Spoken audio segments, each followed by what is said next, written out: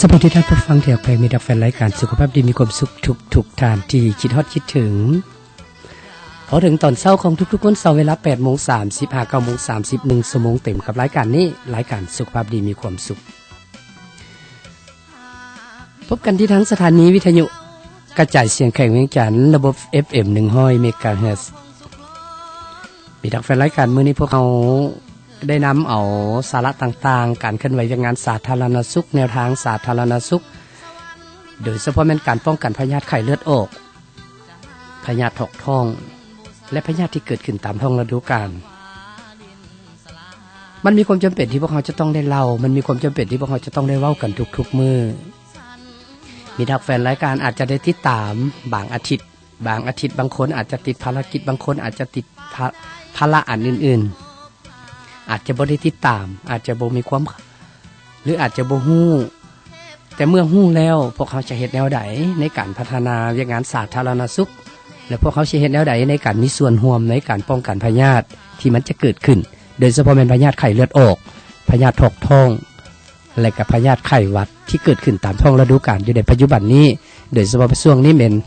ยามนี้เป็นยามฝนฤดูและเป็นฤดูฝนกำลังตกชาวไร่ชาวนาชาวหัวชาวสวนของพวกเขากำลังทำการผลิตกันอยู่เพราะฉะนั้นจึงฝากไว้ด้วยความเป็นห่วงเป็นใยและก็ได้นำเอามานำเสนอกับนักแฟนรายการทุกๆวันเสาร์คือจังซี่บางคนก็บอกว่าน้อยเปลี่ยนเลยดูว่าสิก็อยากเปลี่ยนบางเทื่อพวกเขาไปเว้าถึงกฎหมายพวกเขาก็สิได้เว้าไปแต่ละมาตราจังซี่นะเนาะทิศนี้เว้ามาตรานี้ทิศหน้าเว้ามาตราใหม่แต่การติดตามแต่ละมาตรานั้นถ้าพวกเขาบ่ติดตามกันทุกๆอาทิตย์หรือว่าเขาบ่ได้ติดตามอย่างต่อเนื่องมันก็จะเฮ็ดขาดวรรคขาดตอนแต่การเป็นห่วงเป็นใยการดูแลรักษาสุขภาพการเคลื่อนไหวงานสาธารณสุขของพวกเขาปัจจุบันนี้รวมทั้งการมีส่วนร่วมของพวกเขาในปัจจุบันนี้ไอ้น้อยต้องได้นำมาเว้าทุกๆอาทิตย์พูดว่าจังซั่นแนวใดก็ตามถ้าหากว่ามีนักแฟนรายการฮู้สิ่งใดอยากจะประชาสัมพันธ์หรือว่าอยากจะให้ช่วยในการพัฒนาหรือว่าในการสื่อสารงานต่างๆมีทักแฟนรายการสามารถติดต่อเข้ามาได้ที่เบอร์ 030-978-1456 มื้อนี้วันเสาร์เป็นมื้อพักผ่อนของพนักงานข้าราชการครึ่งเดือนกันแล้วเนาะเดือน7กรกฎาคมวันที่16มื้อเนี่ยเนาะบ่าวบุญทวีเนาะมื้อนี้น้อยเด้บ่าวบุญทวีเด้รับใช้ดำเนินรายการให้กับพี่นักแฟนรายการได้ฟังกันคือจังซี่ในตอนเช้าๆอากาศดีเป็นมือขึ้น12 ค่ำเดือน8แล้วมีทักแฟนรายการพ่อแม่ประชาชนบ้านเผาของพวกเขาอีกบ่เท่าใดมื้อสิเข้าพรรษากันแล้วได้เนี่ยบ่าวบุญทวีเข้าพรรษาแล้วสิเฮ็ดจังได๋นี่เพิ่นบอกว่าจังซั่นบางคนก็บอกว่างดเหล้าเข้าพรรษาบ่แม่นเข้าพรรษาลาพระเจ้าเด้เข้าพรรษานี่เข้าพรรษาหาพระเจ้าเด้เพราะฉะนั้นเพิ่นบอกว่าสิ่งทั้งหลายที่เป็นสิ่งอบายมุขว่าซั่นน่ะสิเป็นเหล้าเป็นเบียร์ปัจจัย4ปัจจัย5ลดละซะว่าซั่นบ่าวบุญทวีเดี๋ยวคันว่าผู้ใดดื่มทุกมื้อเนาะงดจักหน่อยอย่างหน่อยก็งดจัก3เดือนก็ยังดีเพิ่นบอกว่าหลายคนก็บอกว่างดเหล้าเข้าพรรษางดเบียร์เข้าพรรษาว่าจังซี่โอ้ยเพียงแต่3เดือนคันซั่นกินช่วงเข้าพรรษาซะแล้วออกพรรษามาแล้วงดหมดจังซี่น่ะโหมันบ่ได้ว่าซั่นเพิ่นบอกเอาไหนๆก็แล้วแต่นานาจิตตังเนาะถ้าหากว่าขึ้นกับดูพินิจของมีทักแฟนรายการพ่อแม่ประชาชนบ้านเผาของพวกเราแต่สิ่งสำคัญนั่นก็คือการดูแลรักษาสุขภาพเดี๋ยวพี่น้องเด้อการดูแลรักษาสุขภาพเป็นสิ่งสำคัญที่สุดมันมี3องค์ประกอบมันมี3ปัจจัยที่พวกเขาจำเป็นจะต้องได้เอาใจใส่โดยเฉพาะมนุษย์เงินเดือนคือพวกเขานี่นะเนาะเป็นอย่างค่อยว่าสิเป็นเว้าถึงพนักงานข้าราชการทหารตำรวจโดยเฉพาะเป็นมนุษย์เงินเดือนของพวกเขานี่มันจะต้องได้เอาใจใส่3ประการนี้หรือว่า3องค์ประกอบนี้ให้ได้นั่นต้องมันให้ได้ดีที่สุดหาละเท่าที่พวกเขาจะเฮ็ดได้นั่นก็คือ1เป็นการออกกำลังกายอย่างสม่ำเสมอมีทักแฟนรายการพ่อแม่ประชาชนบ้านเผาของพวกเขาฮู้บ่ว่าพนักงานข้าราชการทหารตำรวจของพวกเขานี่นะเวลาไปเวียกจังซี่นะเวลาไปเหตุการณ์จังซี่พวกเขาจะใช้แนวความคิดนั่งอยู่กับโต๊ะกับตังอย่างซี่นะเนาะคันซั่นการไหลเวียนของเลือดอาจจะบ่ค่อยสะดวกสบายจังซี่ทั้งเรียกก็กินอาหารสิกินข้าวจานเดียวจังซี่นะมีพัดมีเพิดมีหยังต่างๆจังซี่เนาะกินข้าวเปียกกินเฟอแล้วบ่ค่อยว่าสิมีโอกาสได้กินต้มกินแกงคือชาวไร่ชาวนาชาวหัวชาวสวนของพวกเขาเพ ราะฉะนั้นการออกกำลังกายนี่เป็นสิ่งสำคัญที่สุดอันดับหนึ่งเพื่อเฮ็ดให้ร่างกายของพวกเขานี่ได้เพิ่นฮ้องว่าเป็นอย่างละลายพวกไขมันที่พวกเขากินเข้าไปในแต่ละมื้อพร้อมเดียวกันนี้ก็เฮ็ดให้เลือดในเส้นเลือดของพวกเขานี้เลือดที่มีอยู่ในร่างกายของพวกเขาน่ะในเส้นเลือดของพวกเขานี่มีการไหลเวียนเป็นปกติจังซี่นะเนาะผ่านในหัวใจจังซี่เนาะเส้นเลือดไปเลี้ยงในร่างกายในหัวใจแล้วกระถ่ายไหลเวียนออกมาแล้วพวกเขาก็สิอยู่ดีมีแฮงบางคนก็บอกว่ารู้สึกมึนตีนมึนมือจังซั่นจังซี่แม่นว่าหั่นน่ะตีนมือชาเนี่ยอันนั้นแม่นย้อนการระบบการไหลเวียนของเลือดบ่ดีการเผาผลาญไขมันในร่างกายบ่หมดมันก็เลยมีสิ่งตกค้างเฮ็ดให้พวกเขาเป็นคือจังซี่นอนนี่ว่าแต่ล่มว่าซั่นน่ะลับเอาเป็นเติบเป็นตายเพิ่นบอกว่าซั่นบางคนก็บอกว่าบ่ฮู้เป็นหยังท่านหมอว่าซั่นอันนั้นเป็นอาการหนึ่งเนื่องจากว่าพวกเขาออกกำลังกายบ่สม่ำเสมอไขมันมีหลายในร่างกายไขมันยิ่งไปกว่านั้นไขมันหุ้มในหัวใจสินะเนาะตับทำงานหรือว่าตับเฮ็ดเวียกหน้าที่การของการเฮ็ดเวียกของตับบ่ดีเฮาก็มีความอิดเมื่อยแล้วบ่อยากเฮ็ดเวียกห้วยหน้าใส่เวียกแล้วก็เมื่อยเทิงอยู่ใส่กระลับเทิงเขาตังกระลับจังซี่นี่นะเนาะอันนั้นก็เป็นความอิดเมื่อยเป็นการอ่อนล้า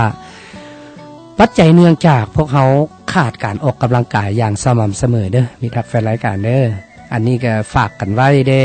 เพื่อให้มีทักแฟนรายการของพวกเขานั้นมีความรู้มีความเข้าใจอันที่สองมีทักแฟนรายการเป็นห่วงเป็นใยจึงว่านำมาเว้ามาว่ากันก่อนพวกเขาสิไปเว้าอันอื่นนะแม่นการกินนะการกินของพวกเขานี่ก็ต้องฮู้ความพอดีเพิ่นบอกว่าจังซั่นบางเครือนี่มีกินแล้วกินบ่มีกินแล้วอดสินะคนเฮานี่นะจังซี่เนาะมันก็สิบ่ได้และก็กินนี่พวกเขาสิกินแนวใดพวกเขาก็ต้องได้ฮู้ว่าอาหารการกินในแต่ละคาบเข้าพวกเขาสิกินอาหารแนวใดที่มีคุณประโยชน์ต่อร่างกายอาหารที่พวกเขากินครบ5หมู่แล้วบ่จังซี่เนาะมีซีนมีธาตุซีนธาตุแป้งธาตุผักไขมันอย่างหมักไหม้มีอย่างต่างๆไปนะพวกเขาควรจะได้คิดเพราะว่าพวกเขาเป็นพนักงานข้าราชการทหารตำรวจเอาง่ายๆเป็นมนุษย์เงินเดือนจังซี่เนาะอาจจะบ่พอจับพอใจสิก็ได้ซอกหาทางใหม่อาจจะออกแรงงานหรือเฮ็ดหัวเฮ็ดส่วนทำการผลิตเพิ่มเติมจังซี่บางคนก็ปลูกก็เลี้ยงมีหยังก็แล้วแต่ตามสภาพตามความเป็นจริงของแต่ละภาคส่วนของแต่ละคนอยู่ในแต่ละครัวเรือนของพวกเราบ่ว่ากันและเป็นจุดหนึ่งที่พวกเราจำเป็นจะต้องได้คิดเรามีทักแฟนรายการเนาะอีกอันหนึ่งที่พวกเขาขาดบ่ได้นั่นก็ปัจจัยอันที่3นั่นก็คือการพักผ่อนให้เพียงพอบางคนนี่บอกว่าโอ้ยต้องดิ้นรนน้ำเศรษฐกิจต้องวนน้ำครอบน้ำครัวต้องเฮ็ดนั่นเฮ็ดนี่ตื่นเช้ามาเฝ้าหันเฝ้านี่บ่ได้ออกกำลังกายไปแล่นหันแล่นนี่เนาะกลับคืนมากับเพื่อดึกเพื่อดื่นจังซั่นจังซี่พักผ่อนบ่เพียงพอหรือว่าตนช่วยก็บ่ได้พักจังซี่เนาะเฮ็ดหลายสิ่งหลายอย่างการพักผ่อนให้เพียงพอนี่เป็นอีกปัจจัยหนึ่งที่เฮ็ดให้ร่างกายของพวกเขานี่อุดมสมบูรณ์และก็ตื่นขึ้นมามีความสดชื่นบ่เชื่อมีทักแฟนรายการพ่อแม่ประชาชนบ้านเฮาของพวกเขาลองเบิ่งว่าพวกเขาอึดนอนมื้อนึงนี่นะหรือว่าบ่ได้พักผ่อนเพียงพอมื้อนึงไปพักผ่อนไปนอนอีก3มื้อก็บ่พอมันอิดมันเมื่อยมันโหยมันล้าบ่อยากกินข้าวบ่อยากข้าวบ่อยากน้ำเป็นสิไปเนาะบ่าวบุญทวีเนาะอันนี้แม่นการพักผ่อนบ่เพียงพอบ่าวบุญทวีก็เป็นล้มสาวมาคืนนึงต้องได้พัก5มื้อคือที่6จังไปจังซี่นี่นะมันก็มีความจำเป็นหลายสิ่งหลายอย่างเพราะฉะนั้นการพักผ่อนให้เพียงพอนี่ก็เป็นส่วนหนึ่งที่เฮ็ดให้ร่างกายของพวกเขานี่แข็งแรงอุดมสมบูรณ์คันซั่น3องค์ประกอบนี้หรือว่า3ปัจจัยนี้พวกเขาต้องได้ปฏิบัติอย่างต่อเนื่องและเฮ็ดอย่างเป็นจริงเป็นจังเพื่อให้ร่างกายของพวกเขานั้นอุดมสมบูรณ์การออกกำลังกายการกินอาหารที่ดีมีประโยชน์ต่อร่างกายและการพักผ่อนในเพียงพอสำหรับร่างกายนี้ฉันจึงฝากไว้ให้กับพี่นักแฟนรายการด้วยความเป็นห่วงเป็นใยด้วยความพัฒนาดีจากทางรายการสุขภาพดีมีความสุขของพวกเขามอบเป็นความสุขไข่ตอนต้นๆในรายการของพวกเขาคือจังซี่แล้วก่อนที่พวกเขาจะไปล้มกันเกี่ยวกับเรื่องแนวทางสาธารณสุขโดยเฉพาะเป็นการพัฒนาวิทยางานสาธารณสุขในระยะใหม่ของพวกเขานี่มันติดพันกับการป้องกันพยาธิติดต่อโดยเฉพาะเป็นพยาธิติดพยาธิไข้ยุงพยาธิไข้เลือดออกนี่คือแนวใดและพวกเขาจะเข้าไปล้มกันตึมก่อนที่พวกเขาจะไปเข้ารายละเอียดนั้นเอาใจกับมิตรแฟนรายการก่อนเนาะบ่าวบุญทวีเนาะเอาใจมิตรแฟนรายการก่อนหน่อยนึงเพิ่นบอกว่าบุญบ่หลายตายกลางเคิงว่าซั่น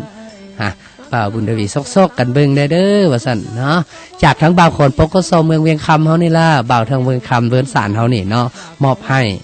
ขอกันเข้ามามอบผลงานเพลงนี้ให้ทั้ง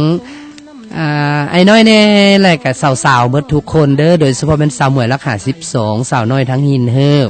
สาวคาทางบ้านน้อยและสาวมินเมืองเฟืองเพิ่นบอกว่าซั่นนะสาวมินเมืองเฟืองโอ้ยหลายๆคนก็ฝากกันเข้าผลงานเพลงหลายผลงานเพลงจังซี่ก็ฝากไว้กับอ้อมจิตอ้อมใจอะไรกันแล้วห่วงใยใส่ใจดูแลสุขภาพผลงานเพลงเปิดให้เพื่อความสุขเพื่อความเบิกบานมนต์ซื่นรายการนี้รายการสุขภาพดีมีความสุขถ้ามีนักแฟนรายการมีสุขภาพดีแน่นอนต้องมีความสุขมานั่งฟังแอนจะรายการในตอนเช้าๆคือจังซี่ฝากไว้ให้ก็เมื่อทุกคนบางคนกำลังขับรถขับรางเนาะบ่าวบุญทวีเนาะบุญบ่หลายตายกลางคืนจบผลงานเพลงนี้กลับเข้ามาพบกันในช่วงการพัฒนาวิทยางานสาธารณสุขของพวกเขานั่นเอง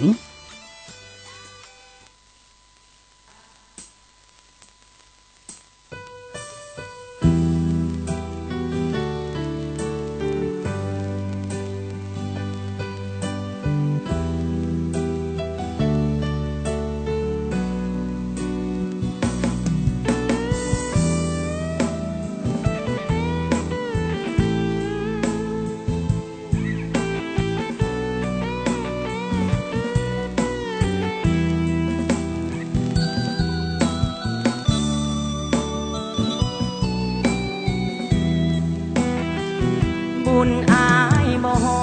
ดหากจิงจอดแต่เพียงครึ่งทางโศกดีเด้อนวลนางอย่าลมกลางทางคืออายให้เจ้าถึงฟังสมหวังเถิดนาสามวัยบุญอายมันบ่หลายยิ่งตายกลางทางกลางเคืองหากหวานเลื่อนเลอเดี๋ยวนี้เปลี่ยนเป็นคมคืนคนหักใจเป็นอื่นทงเงินตื่นเกิดมีปัญหาแพ่หนุ่มเศรษฐีมีลิกิจากอเมริกาเขาใส่เงินดอลลาร์อายหมดปัญญาสิไปแข่งขันบุญอายบ่ฮอกอดเจ้าเอาไว้บ่มันย้อนมือแพ้อายสั่นเป็นน้ำแทนปันให้เกิดมาจนบ่มีเก่งขี่กอดเจ้าบ่ดีก็เลยหล่นเป็นย้อนสวรรค์เล่นกลเสกอายให้ทนคมคืนสุขเถิดควันยืนอายคือสิบืนบ่เจ้าเป็นเพียงมาหอนเห่ารักษาเจ้าเรื่องความปลอดภัยส่วนเจ้าถึงฟังอายลมกลางวังแม่น้ำใหญ่หากเจ้าแห้งปานได้คือสิบ่ได้ย้อนบุญอายบ่ถึง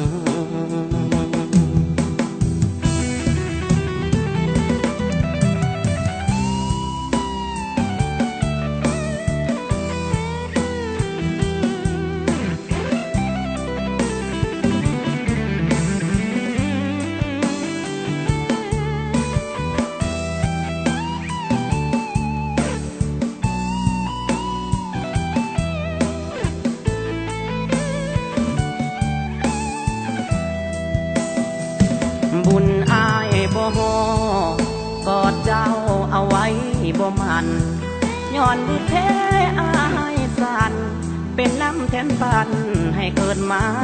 จนบ่มีเก่งขี่กอดเจ้าบ่ดีก็เลยหล่นเป็นย้อนสวรรค์เล่นกลเสกอายให้ทนคมคืนสุขเถิดควันยืนอายคือสิบืนบ่เจ้าเป็นเพียงมาหอนเห่ารักษาเจ้าเรื่องความปลอดภัยส่วนเจ้าถึงฟังอายลมกลางวังแม่น้ำใหญ่หากเจ้าแห้งปานได้คือสิบ่ได้ย้อนบุญอายบ่ถึง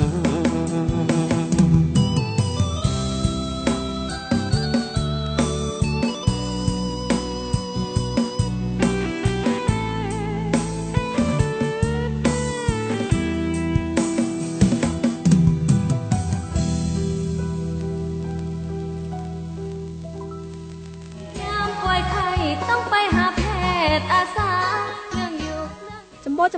เมาคนไข้แดสิไปใส่น้อสิพาอีน้อยเดไปกวดเลือดอยู่ในห้องหมอเมืองพุ่นเดไข้หนาวสั่นอยู่ย่านมันเป็นไข้ยุงสิเป็นอย่างฮอดในเมืองพุ่นอยู่อาสาสมัครบ้านเฮานี่เด้ใกล้กว่าอีก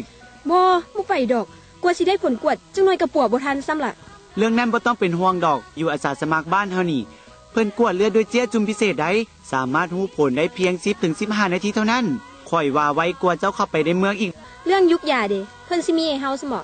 ก็มีแท้แหละเนาะเจ้าก็ได้ยาหั่นเพิ่นก็เอามาไว้นำอาสาสมัครบ้านเฮาได้เป็นยาชนิดใหม่แบบผสมคุณภาพสูงและถ้าว่าเฮาฮู้ผลว่าเป็นไข้ยุงแท้ก็ให้กินยาตามแพทย์หรืออาสาสมัครบ้านเพิ่นแนะนำยานั้นก็กินง่ายๆกิน3วันก็หายขาดแล้วแท้ว่ะไปคันสั้นพาข่อยไปเดี๋ยวนี้อย่าสวนลมอยู่นี่หลายสนับสนุนโดยโครงการควบคุมพายุของทุนโลกจะเฮ็ดจังใดยามป่วยไข้ต้องไปหาแพทย์อาสาเรื่องอยู่เรื่องยาบ่ได้เสียค่าใดมีอย่างมีสุขภาพแข็งแรงที่ดีมีการเจริญเติบโตตามวัยอันควรและก็มีเพิ่นฮ้องว่ามีสุขภาพแข็งแรงตามอายุการของคนหันนะอันนี้ก็เป็นเวียกงานหนึ่งที่มีการปฏิบัติอย่างต่อเนื่องซึ่งเป็นนโยบายของพรรครัฐบาลของพวกเขาและก็เป็นยุทธศาสตร์สาธารณสุขของพวกเขาในการดูแลเอาใจใส่สุขภาพของแม่และเด็กเวียกงานดังกล่าวก็แม่นได้มีการจัดตั้งและได้มีการพัฒนาอย่างต่อเนื่องโดยมีได้รับทุนจากทั้งองค์การจัดตั้งสากลแดและก็ทางพรรครัฐบาลของเราในการประกอบส่วนใส่พร้อมเดียวกันนี้ก็ยังมีทีมงานอื่นๆที่ได้ลงไปเคลื่อนไหวบ่ว่าจะเป็นทีมงานการประกันสุขภาพและก็สิมีทีมงานการดูแลรักษาสุขภาพได้ลงไปจังซี่เนาะเวียกงานดังกล่าวก็จะเฮ็ดให้การจัดตั้งเวียกงานดังกล่าวนี้เกิดขึ้นอยู่ในโครงเขตเวียกงานสาธารณสุขของพวกเราอันนี้ก็เป็นการเคลื่อนไหวเวียกงานสาธารณสุขอยู่ในอาทิตย์ที่ผ่านมาเห็นว่าเวียกงานดังกล่าวเป็นพวกเขาได้ไปตามแผนและก็สามารถไปตามทิศชี้นำของคณะนำสาธารณสุขหรือว่าไปตามบุริมสิทธิ์ที่เป็นเวียกสาธารณสุขของพวกเขาในการจัดตั้งปฏิบัติสาธารณสุขตามวิสัยทัศน์ที่ว่าพวกเขาเอาสุขภาพของพ่อแม่ประชาชนเป็นที่ตั้งเอาการบริการทางด้านสุขภาพนี่เป็นบนอิงและก็เอาสิ่งต่างๆที่พ่อแม่ประชาชนบ้านเฮาได้แนะนำเข้ามานี้เป็นการปรับปรุงเวียกงานสาธารณสุขของพวกเขาอยู่ในขั้นพื้นฐานสาธารณสุขของพวกนั่นเองอะไรเป็นนักแฟนรายการเพื่อเปลี่ยนบรรยากาศให้กับเป็นนักแฟนรายการได้มีความเบิกบานมนต์ซื่นกับสิ่งที่พวกเขาได้เว้ากันมาบางกี้นี่เนาะหลายๆคนเห็นว่ามีการจัดตั้งปฏิบัติเวียกงานสาธารณสุขหลายโครงเขตก็ได้มีการพัฒนาอันสั้นเพื่อเฮ็ดให้รายการของพวกเขาเป็นของหมดทุกคนเพิ่นบอกว่าจากทางมีนักแฟนรายการก็เพิ่นบอกว่าขอกันเข้ามาแล้วเปิดให้แน่ด้วยแอน้อยมาซั่นเพิ่นก็บอกว่าจังซั่นก็บางเทื่อพวกเขาก็แจ้งคือว่ากันนั่นล่ะเนาะรายการพวกเขาเป็นรายการบ่เป็นรายการมันบ่แม่นรายการเพลงเดเนาะบ่าวบุญทวีเนาะอันซั่นก็ในชั่วโมงนึงพวกเขาก็จะอาจจะสิมีสัก5 เพลงประมาณนี้เนาะประมาณนี้อันซั่นเชื่อว่ามิตรฮักแฟนรายการคงสิเข้าใจแต่สามารถโทรเข้ามาได้โทรถามแล้วล่ะเนาะอยากให้มิตรฮักแฟนรายการโทรกันเข้ามาถามตรงๆเลยว่าพยาธิป้องกันพยาธิไข้เลือดออกนี่พวกเขาสิป้องกันแนวใดมันจังสิได้หรือว่าถ้ามันเป็นนี่มันสิเป็นจังใดโทรมาเว้ามาว่าสู่กันฟังหรือว่ามาแจ้งข่าวให้กันฟังว่าอยู่ทางเมืองเวียงคำอยู่บ้านนี่มันมีอันใดที่เกิดขึ้นมีพยาธิอันใดเดที่เป็นอยู่ปัจจุบันนี้แจ้งเข้ามายังรายการของพวกเขาเพื่อพวกเขาสิได้บันทึกแล้วรายการออกอากาศให้พวกเขาฟังได้ฟังกันอยู่ในปัจจุบันนี้แต่ตอนนี้ให้มีนักแฟนรายการได้ฟัง1ผลงานเพลงก่อนแล้วจังกลับเข้ามาพบกันในช่วงสุดท้ายของรายการของพวกเขาผลงานเพลงนี้เพิ่นบอกว่าจากทั้งผู้บ่าวโน้นสว่างใกล้ๆเฮานี่ล่ะเนาะผู้บ่าวโน้นสว่างแน่แล้วก็ทางผู้บ่าวหงงานนำก้อนแน่เพิ่นว่าซั่นเด้เพิ่นบอกว่าเจ้าอย่าคิดฮอดข่อยเดี๋ยวเจ้าสิหนาวเพิ่นว่าบ่าวบุญทวีทางบ่าวของงานนำก้อนเพิ่นโทรเข้ามาบอกแล้วเป็นหยังคิดฮอดเจ้าเป็นหยังจึงหนาวว่าซั่น บ่ฮู้อายนำก้อนสิถึกเจ้าเพิ่นว่าซั่นโอ้ยข่อยก็บ่ฮู้ดอกอันนี้ก็ได้นะ เอาบ่เป็นหยังเว้ากันมวนซื่นกันไปเพิ่นบอกว่าดอกขายสะอื้นเพิ่นบอกว่าซั่นนึงผลงานเพลงในตอนนี้มอบให้ทางจากเพิ่นสว่างแน่จบผลงานเพลงนี้ครับเข้ามาพบกันในช่วงสุดท้ายของรายการของพวกเฮา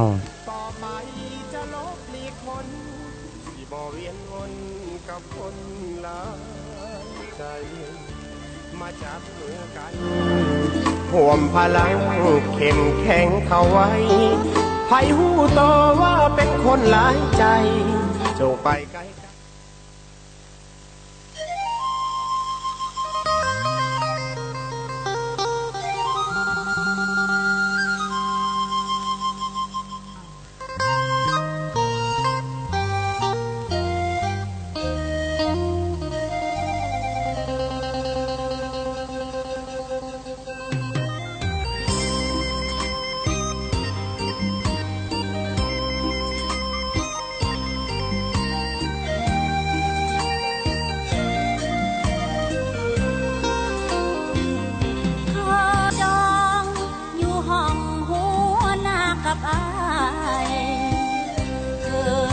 มาขายกับอายอยู่ป่าแคมน้องคอยคำลงแรงยามแสงเดือนส่องเมืองห้องสองเฮาเคยไต่กระบองอายพาน้องไปเยืองแมงจุดจีบัดนี้เจ้าไปแดนไกลสู่เมืองหุ่งไปอยู่เมืองกรุงเมืองหุ่งด้วยไฟแสงสีเจ้าคงหลงไหลลืมแสงไฟกระบองหิบทีลืมแล้วแก้วแมงจุดจีจึงปล่อยน้องนี้เป็นบ้าลงคอยน้ำตาไหลย้อยลงคอยที่หัวหน้าเก่าไต่ต้นมาขายเป็นเป่าบ่มีเจ้าสุดเศร้าเงาง้อยยินเสียงลมแบกพัดใบแปลกก้องมาแต่ดอยได้ฟังแล้วใจอินอ้อยล่องลอยหายบอกหายไปโศกเหตุการณ์ตั้งนานเป็นยังบ่ตาวบ่หอดข่าวจากเจ้าสิอยู่จังได้ถ้าไปได้ดีน้องนี่สุดที่ซื่นใจหากแม้เป็นผู้มองไม่อายจงกลับไปบ้านหน้ายังคอย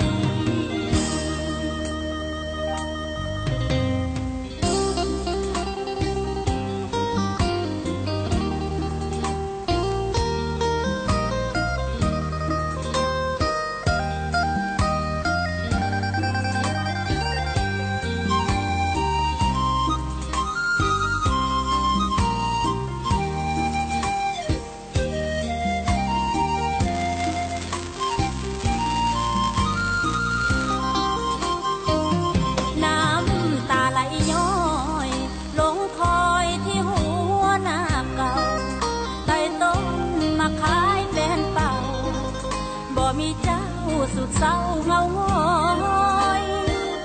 ยินเสียงลมแบกพัดใบแตกก้องมาแต่ดอยได้ฟังแล้วใจอินอ้อยล่องลอยหาอายบอกหายไปโศกเหตุการณ์ตั้งนานเป็นยังบ่ตาวบ่หอดข่าวจากเจ้าสิอยู่จังได้ถ้าไปได้ดีน้องนี่สุดที่ซื่นใจหากแม้เป็นผู้มองไม่อายจงกลับไปบ้านหน้ายังคอย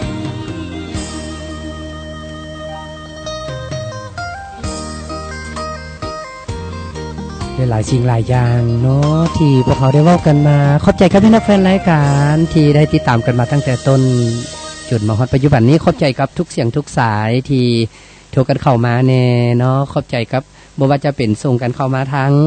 โทรศัพท์มีอย่างต่างๆมื้อนี้ขอโทษนะมีนักแฟนรายการที่บ่ได้เปิดสายหน้าไมค์หรือบ่ได้เปิดโทรศัพท์ให้กับพี่นักแฟนรายการโทรกันเข้ามาสิเป็นสายหลังไมค์หน้าไมค์ก็บ่ได้โทรกันเข้ามาเพราะว่าอย่างน้อยบ่ได้เปิดโทรศัพท์แน่นะขอโทษนะมีนักแฟนรายการผลงานเพลงใดที่เปิดให้แล้วถือกับจิตกับใจต้องขอบใจและผลงานเพลงใดที่บ่ทันได้เปิดให้ขอโทษกับมีนักแฟนรายการขอบใจกับมีนักแฟนรายการที่ได้ติดตามกันมากับรายการนี้รายการสุขภาพดีมีความสุขถึงว่ารายการนี้ของพวกเขาเพียงชั่วโมงนึงน้อยและบ่าวบุญทวีเป็นผู้ดำเนินรายการมอบความสุขในมอบความรู้สาระต่างๆให้กับนักแฟนรายการถ้าว่าสิ่งใดที่มันดีสิ่งใดที่มันเป็นประโยชน์มอบไว้กับนักแฟนรายการก็แล้วกัน1 ชั่วโมงเต็มในตอนนี้เอาล่ะนักแฟนรายการเบิ่งเวลาบ่เหลือเพียงเท่าใดแล้วพวกเขาก็จากกันเพียงเท่านี้พบกันใหม่วันเสาร์หน้าเดี๋ยวบ่าวบุญทวีเปิดเสียงเพลงให้เป็นผลงานเพลงได้ก็แล้วแต่จบผลงานเพลงลงเวลาใดมื้อนี้ผู้ดำเนินรายการต้องลาไปก่อนพบกันใหม่วันเสาร์หน้าสำหรับมื้อนี้แห่น้อยและบ่าวบุญทวีต้องขอกล่าวคำว่าสบายดีวันเป็นผู้เคียงกายขอความเห็นใจหักอายได้บ่น้องสายอายมีหาจริงน้องยิ่งอย่าได้หวั่นใจ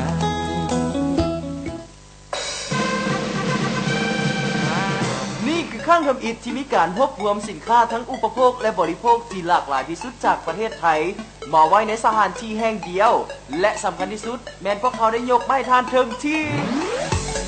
อย่าลืมอย่าพลาดมาพบกับสินค้าคุณภาพดีภายใต้ราคาสุดพิเศษเช่นอาหารเครื่องดื่มเครื่องปรุงแต่งเครื่องไส้รสจักรและอีกหลากหลายอย่างพร้อมทั้งเครื่องแจกของแถมภายในงานแบบบ่อั้นกับงานวางแสดงสินค้ามินิไทยแลนด์วีคในวันที่15ถึงวันที่17กรกฎาคม2016นี้ที่เดือนยนต์เก่าเมืองวังเวียงที่เขาจะนำเอาของดีพร้อมโปรโมชั่นสุดพิเศษไม่ทานถึงทีขอย้ำพ่อแม่พี่น้องชาววังเวียงอย่าพลาดโอกาสที่จะเลือกซื้อเลือกสมสินค้าดีราคาสุดพิเศษพร้อมทั้งเครื่องแจกของแถมติดมือกลับบ้านเฉพาะงานนี้งานเดียวเท่านั้นจัดโดยกรมส่งเสริมการค้าระหว่างประเทศกระทรวงพาณิชย์แห่งราชอาณาจักรไทยงานนี้ถ้าทานบ่มาจะเสียดาย